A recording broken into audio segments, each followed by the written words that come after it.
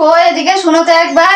এ নাও তোমাকে 100 টাকা দিচ্ছি, আমি যেটা বাজার থেকে আনতে বলেছি সেটা মনে করে নিয়ে আসিও, আর বাকি টাকাটা আমাকে মনে করে ঠিক ফেরত দিও, ঠিক আছে? এ নাও।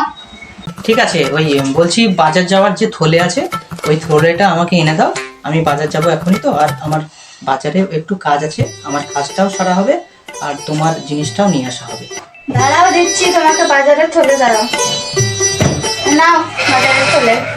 তুমি তো আবার মন ভরা লোক, মনে করে নিয়ে আসিও সবকিছু, ভুলে যেও না আবার। ঠিক আছে, আমি চললাম।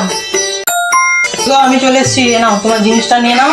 আর বাপরে কি গরম পড়েছে, ফ্যানটা তো বন্ধ করে রেখেছো, ফ্যানটা চালিয়ে দাও। এ নাও তোমার জিনিসটা নাও, এ নাও। যেটা বলেছিলে সেটাই তো?